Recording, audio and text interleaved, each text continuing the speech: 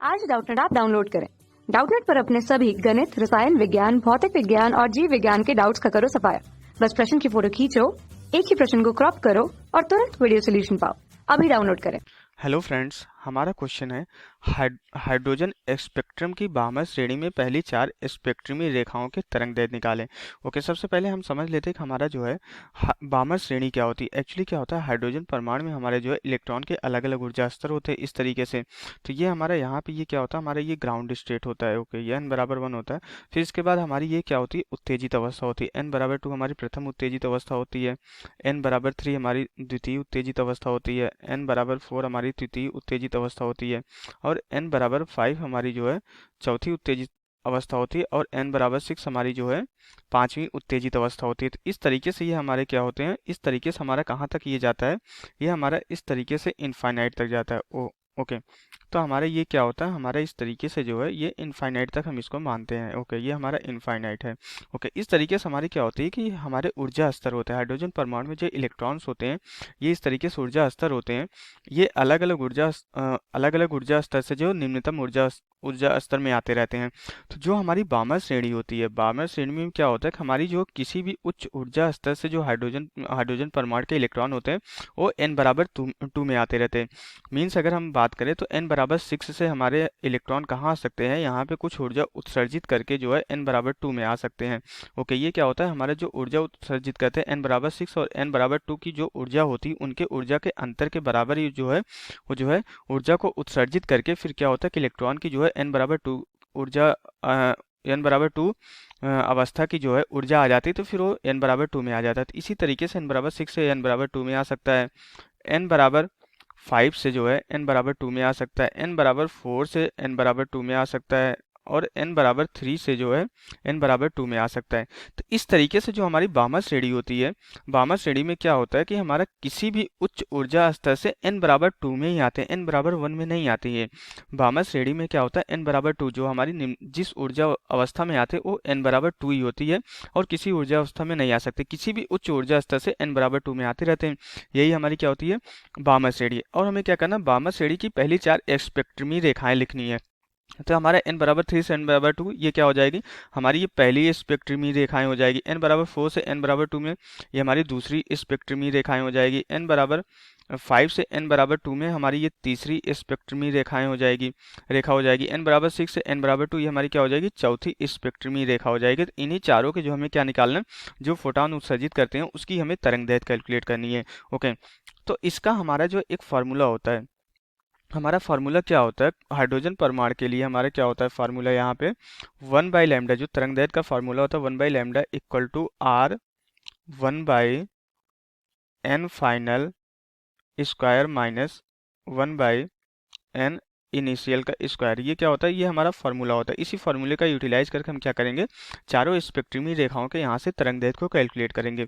और अब हमारा यहाँ पे क्या हो जाएगा, हर बार के लिए हमारा जो n फाइनल होगा, n फाइनल जो होगा वो कितना होगा, वो 2 के बराबर होगा। और n इनिशियल हमारा कितना होगा, कहाँ से आएंगे वो, n इनिशियल हमारा हो सकता है 3 भी हो सकता है, 4 भी हो सकता है, 5 भी हो सकता है, 6 भी हो सकता है, ऐसे कुछ भी हो सकता है। लेकिन 4 के लिए हम क्या करेंगे, 3, 4, 5, 6 यही हमारी पहली 4 स्पेक्ट्रमी रेखा बनेगी अगर इस ऊर्जा अवस्था से जो है इलेक्ट्रॉन जो है n=2 में आएंगे।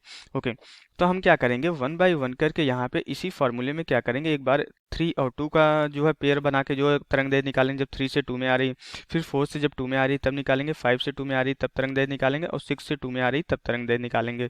ओके, तो यहाँ पे हम मान लेते हैं इस वाले के संगत जो हमारी तरंगदैर्घ्य होगी वो λ1 है। इसके संगत जो हमारी तरंगदैर्घ्य होगी वो λ2 है।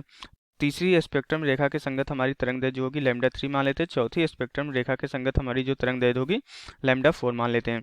अब हम क्या करेंगे 1/1 करके जो है तरंगदैर्घ्य को कैलकुलेट करेंगे। तो यहाँ से 1/λ1 = हमारा ये कितना हो जाएगा, ये हो जाएगा यहाँ पे r 1/n फाइनल हमारा कितना है 2 का स्क्वायर हो जाएगा, माइनस 1/n इनिशियल हमारा कितना होगा 3 का स्क्वायर हो जाएगा। तो जब इसको हम सरल करते हैं तो यहाँ से 1/λ1 = हमारे कितना कैलकुलेट होकर आ जाता है, r इंटू ये आ जाता हमारा, ये हो जाता है हमारा 5/36 के बराबर हो जाता है। ओके, तो जब इसको हम और सरल करते हैं तो हमारा ये कितना हो जाता है, λ1 कैलकुलेट हो जाता है हमारा λ1 = 36 डिवाइडेड बाई 5 हो जाता है। 5 इंटू आर की वैल्यू कितनी होती है मेरी 1.097 इंटू 10 की पावर जो है 7 के बराबर हो जाती है। ओके तो जब इसको हम आगे कैलकुलेट करते हैं, सरल करते हैं, तो यहाँ से जो लैम्डा वन की वैल्यू कैलकुलेट होके आ जाती है, कितनी आ जाती है हमारी, लैम्डा वन हो जाता है हमारा, लैम्डा वन की वैल्यू आ जाती है हमारी 656565 एंग्स्ट्रॉम के बराबर। ये पहली हमारी क्या हो जाती है, ये पहली बामर स्पेक्ट्रम रेखा हो जाती है, पहली बामर स्पेक्ट्रम रेखा की तरंगदैर्घ्य हो गई। ओके अब इसी तरीके से हमारा क्या हो जाएगा, हम यहाँ पे जो है लैम्डा टू को कैलकुलेट करेंगे। 1/λ2 इक्वल टू हमारा कितना हो जाएगा यहाँ पे आर इंटू हमारा जो है फाइनल हमारा 2 का स्क्वायर होगा, लेकिन अब हमारा इनिशियल कितना हो जाएगा 1/4 का स्क्वायर, क्योंकि अब फोर्थ में से जो है सेकंड जो है ऊर्जा स्तर में आ रहा है। तो यहाँ से 1/λ2 हमारा कितना हो जाएगा, 1/λ2 इक्वल टू आर इंटू, अब ये कितना हो जाएगा हमारा 3 डिवाइडेड बाई जो है 16 के बराबर हो जाएगा। तो यहाँ से हमारा जो लैम्डा टू कितना हो जाएगा, lambda two equal to 16 divided by 3 into R कितना है हमारा 1.097 इंटू 10 की पावर जो है 7 के बराबर है। ओके तो यहाँ पे जब इसको हम सरल करते हैं तो जो हमारी लैम्डा टू की वैल्यू कैलकुलेट होके आ जाती है, वो लैम्डा टू हमारा कितना हो जाता है, लैम्डा टू की वैल्यू आ जाती है हमारी 4863 एंग्स्ट्रॉम के बराबर। तो दूसरी बामर स्पेक्ट्रम रेखा की तरंगदैर्घ्य कितनी हो गई, 4863 एंग्स्ट्रॉम के बराबर हो गई। इसी तरीके से हम यहाँ पे जो है 1/λ3, लैम्डा थ्री की भी वैल्यू कैलकुलेट करेंगे, आर इंटू 1/n फाइनल का स्क्वायर मीन्स दूसरे में आ रहा है माइनस, अब कौन सी कक्षा से आ रहा है, पांचवी वाले जो है ऊर्जा अवस्था से आएगा, 5 का स्क्वायर करेंगे। तो जब इसको हम सरल करते हैं तो यहाँ से 1/λ3 हमारा कितना हो जाता है, 1/λ3 आर इंटू ये कितना हो जाता है हमारा 1/r इंटू 21 डिवाइडेड बाई 100 के बराबर हो जाता है। तो यहाँ से जब हम कैलकुलेट करते हैं तो लैम्डा थ्री हमारा कितना कैलकुलेट हो जाता है, lambda three equal to 100 divided by 21 into 1.097 into 10 की पावर जो है 7 के बराबर हो जाता है। तो जब इसको हम सरल करते हैं तो ये कितना हो जाता है हमारा, लैम्डा थ्री इक्वल टू हमारा आ जाता है, यहाँ से लैम्डा थ्री कैलकुलेट हो जाता है हमारा 4342 एंग्स्ट्रॉम के बराबर हो जाता है।